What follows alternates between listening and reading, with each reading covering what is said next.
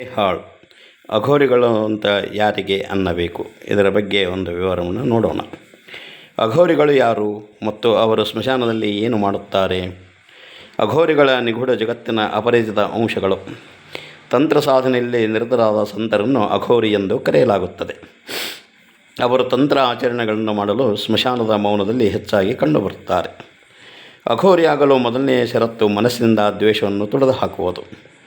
ಅಘೋರಿಗಳು ಮಾನವ ಜನಾಂಗದಿಂದ ದ್ವೇಷಿಸುವ ವಸ್ತುಗಳನ್ನು ಅಳವಡಿಸಿಕೊಳ್ಳುತ್ತಾರೆ.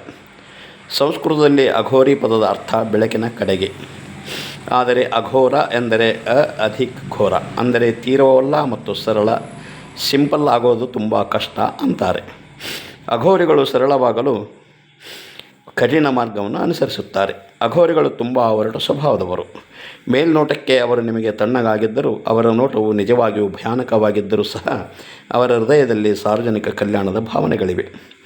ಅಘೋರಿಯು ಒಬ್ಬ ವ್ಯಕ್ತಿಯೊಂದಿಗೆ ಸಂತೋಷಗೊಂಡರೆ ಅವನು ತನ್ನ ಸಾಧನೆಗಳ ಮಂಗಳಕರ ಫಲಿತಾಂಶಗಳನ್ನು ನೀಡುವುದರಿಂದ ಎಂದಿಗೂ ಹಿಂಜರಿಯುವುದಿಲ್ಲ ಮತ್ತು ಆ ವ್ಯಕ್ತಿಗೆ ತನ್ನ ತಾಂತ್ರಿಕ ಚಟುವಟಿಕೆಗಳ ರಹಸ್ಯಗಳನ್ನು ಬಹಿರಂಗಪಡಿಸುತ್ತಾನೆ ಎಂದು ಹೇಳಲಾಗುತ್ತದೆ.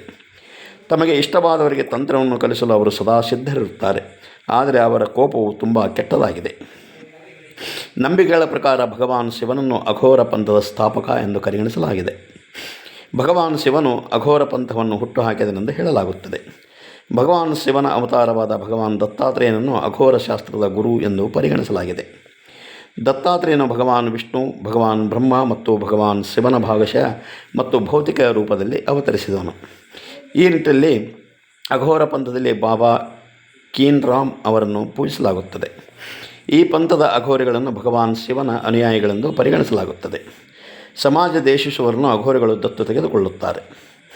ಜನರು ಸ್ಮಶಾನದ ಮೈದಾನಗಳು, ಶವಗಳು, ಮೃತದೇಹಗಳು ಮತ್ತು ಹೆಣದ ಇತ್ಯಾದಿಗಳನ್ನು ದೇಶಿಸುತ್ತಾರೆ. ಆದರೆ ಅಘೋರರು ಅವರನ್ನು ಅಪ್ಪಿಕೊಳ್ಳುತ್ತಾರೆ. ಅಘೋರ ವಿದ್ಯೆಯು ಒಬ್ಬ ವ್ಯಕ್ತಿಯನ್ನು ಇತರರಿಗೆ ಸೇರಿದ ಭಾವನೆಯನ್ನು ಮರೆತು ಪ್ರತಿಯೊಬ್ಬ ವ್ಯಕ್ತಿಯನ್ನು ಸಮಾನವಾಗಿ ಪ್ರೀತಿಸುವಂತೆ ಮತ್ತು ಅವನ ಜ್ಞಾನವನ್ನು ಅವರ ಕಲ್ಯಾಣಕ್ಕಾಗಿ ಬಳಸುವಂತೆ ಮಾಡುತ್ತದೆ. ಅಘೋರ ವಿದ್ಯೆಯು ಅತ್ಯಂತ ಕಷ್ಟಕರವಾದ ಆದರೆ ತಕ್ಷಣವೇ ಫಲಪ್ರದವಾದ ವಿದ್ಯೆ. ಸಾಧನೆ ಮಾಡಲು ಮೊದಲು ಮೋಹ ಮತ್ತು ಭ್ರಮೆಯನ್ನು ತ್ಯಜಿಸುವುದು ಅವಶ್ಯಕ. ಮೂಲತಃ ಅಘೋರಿಯು ಒಳ್ಳೆಯ, ಕೆಟ್ಟ, ಸುಗಂಧ, ಕೆಟ್ಟ ವಾಸನೆ, ಪ್ರೀತಿ, ದ್ವೇಷ, ಅಸೂಯೆ, ಬಾಂಧವ್ಯಗಳಂಥ ಎಲ್ಲ ಭಾವನೆಗಳನ್ನು ಅಳಿಸಿ ಹಾಕುವವನು. ಎಲ್ಲ ರೀತಿಯ ತ್ಯಾಗವನ್ನು ಪಡೆಯಲು ಈ ಸಾಧುಗಳು ಸ್ಮಶಾನದಲ್ಲಿ ಕೆಲವು ದಿನಗಳನ್ನು ಕಳೆದ ನಂತರ ಮತ್ತೆ ಹಿಮಾಲಯ ಅಥವಾ ಕಾಡಿಗೆ ಹೋಗುತ್ತಾರೆ. ಲೌಕಿಕ ಬಾಂಧವ್ಯಗಳಿಂದ ಮೇಲೆದ್ದವನು ಮಾತ್ರ ಅಘೋರಿಯಾಗಬಲ್ಲ. ಸಾಮಾನ್ಯ ವ್ಯಕ್ತಿಯೊಬ್ಬರು ಸ್ಮಶಾನದಿಂದ ದೂರವನ್ನು ಕಾಯ್ದುಕೊಳ್ಳಲು ಬಯಸುತ್ತಾರೆ. ಅಘೋರಿಗಳು ಸ್ಮಶಾನದಲ್ಲಿಯೇ ವಾಸಿಸಲು ಬಯಸುತ್ತಾರೆ. ಅಘೋರ್ ಪಂಥದಲ್ಲಿ ಶವ ಸಂಸ್ಕಾರದ ಅಭ್ಯಾಸವು ವಿಶೇಷ ಪ್ರಾಮುಖ್ಯತೆಯನ್ನು ಹೊಂದಿದೆ ಎಂದು ಪರಿಗಣಿಸಲಾಗಿದೆ. ಸ್ಮಶಾನದಲ್ಲಿ ಮಾಡುವ ಸಾಧನವು ಶೀಘ್ರದಲ್ಲೇ ಫಲಿತಾಂಶವನ್ನು ತರುತ್ತದೆ ಎಂದು ನಂಬಲಾಗಿದೆ. ನಂಬಿಕೆಯ ಪ್ರಕಾರ ಅಘೋರಿಗಳು ಸ್ಮಶಾನದಲ್ಲಿ 3 ರೀತಿಯ ಧ್ಯಾನವನ್ನು ಮಾಡುತ್ತಾರೆ. ಮೊದಲ ಸ್ಮಶಾನ ಸಾಧನ, ಎರಡನೆಯ ಶಿವ ಸಾಧನ ಮತ್ತು ಮೂರನೆಯ ಮೃತದೇಹದ ಸಾಧನ. ಕಾಮಾಖ್ಯ ಪೀಠದ ಸ್ಮಶಾನ, ತಾರಾಪೀಠ, ತ್ರಯಂಬಕೇಶ್ವರ ಮತ್ತು ಉಜ್ಜಯಿನಿಯ ಚಕ್ರತೀರ್ಥದ ಸ್ಮಶಾನದಲ್ಲಿ ಇಂತಹ ಸಾಧನಗಳನ್ನು ನಡೆಸಲಾಗುತ್ತದೆ. ನಂಬಿಕೆಗಳ ಪ್ರಕಾರ ಅಘೋರಿಯು ತನ್ನ ಪಾದಗಳನ್ನು ಮೃತದೇಹದ ಮೇಲೆ ಇಟ್ಟು ಸಾಧನೆ ಮಾಡಿದಾಗ ಅದನ್ನು ಶಿವ ಮತ್ತು ಶವ ಸಾಧನ ಎಂದು ಕರೆಯಲಾಗುತ್ತದೆ. ಈ ಸಾಧನಾ ಮೂಲವನ್ನು ಶಿವನ ಎದೆಯ ಮೇಲೆ ಇರಿಸಲಾಗಿರುವ ತಾಯಿ ಪಾರ್ವತಿಯ ಪಾದವೆಂದು ಪರಿಗಣಿಸಲಾಗಿದೆ. ಈ ಸಾಧನದಲ್ಲಿ ಮೃತದೇಹಕ್ಕೆ ಮಾಂಸ ಮತ್ತು ಮದ್ಯವನ್ನು ಪ್ರಸಾದವಾಗಿ ಅರ್ಪಿಸಲಾಗುತ್ತದೆ. ಇದರ ಹೊರತಾಗಿ ಮೂರನೆಯ ಸಾಧನವನ್ನು ದಹನ ಸಾಧನವನ್ನು ಪರಿಗಣಿಸಲಾಗುತ್ತದೆ. ಈ ಸಾಧನದಲ್ಲಿ ಕುಟುಂಬದ ಸದಸ್ಯರನ್ನು ಸೇರಿಸಿಕೊಳ್ಳಬಹುದು. ಈ ಸಾಧನಾ ಸಮಯದಲ್ಲಿ ಮೃತದೇಹದ ಸ್ಥಳದಲ್ಲಿ ಅಂತ್ಯಕ್ರಿಯೆಯ ಚಿತೆಯನ್ನು ಪೂಜಿಸಲಾಗುತ್ತದೆ. ಈ ಸ್ಥಳದಲ್ಲಿ ಮಾಂಸ ಮತ್ತು ಮದ್ಯದ ಬದಲಿಗೆ ಮಾವವನ್ನು ಪ್ರಸಾದವಾಗಿ ನೀಡಲಾಗುತ್ತದೆ. ಶ್ವೇತಾಶ್ವತ ರೂಪ ನಿಷತ್ತಿನಲ್ಲಿ ಶಿವನನ್ನು ಅಘೋರನಾಥ ಎಂದು ಕರೆಯಲಾಗಿದೆ. ಅಘೋರಿ ಬಾಬಾ ಕೂಡ ಶಿವನ ಈ ರೂಪವನ್ನು ಪೂಜಿಸುತ್ತಾರೆ. ಬಾಬಾ ಭೈರವನಾಥನನ್ನು ಅಘೋರಿಗಳು ಪೂಜಿಸುತ್ತಾರೆ.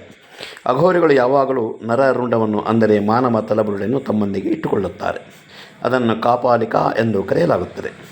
ಶಿವನ ಅನುಯಾಯಿಗಳಾಗಿರುವ ಅಘೋರಿಗಳು ನರರುಂಡವನ್ನು ಇಟ್ಟುಕೊಂಡು ಅದನ್ನು ತಮ್ಮ ಆಹಾರದ ಪಾತ್ರೆಯಾಗಿ ಬಳಸುತ್ತಾರೆ. ಒಮ್ಮೆ ಶಿವನು ಬ್ರಹ್ಮನ ತಲೆಯನ್ನು ಕತ್ತರಿಸಿ ಅವನ ತಲೆಯನ್ನು ಹೊತ್ತು ಇಡೀ ಬ್ರಹ್ಮಾಂಡವನ್ನು ಸುತ್ತಿದ್ದನೆಂದು ನಂಬಿಕೆಯಾಗಿದೆ. ಅಘೋರಿಗಳು ವೇಷದಲ್ಲಿರುವ ಕೆಲವು ವೇಷಧಾರಿಗಳು ನಿಮಗೆ ಮೋಸ ಮಾಡಬಹುದು, ಆದರೆ ಅಘೋರಿಗಳು ಗುರುತು.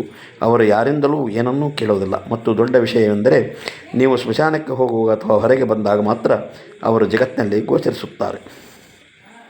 ನಮಾಮಿ ಓಂ ಉಮಾಪತಿ ಮಹೇಶ್ವರ ಶ್ರೀ ಶಿವ ಶಂಭುನಾಥ ಮಹಾರಾಜ. ಜೈ ಶಿವ ಶಂಭು.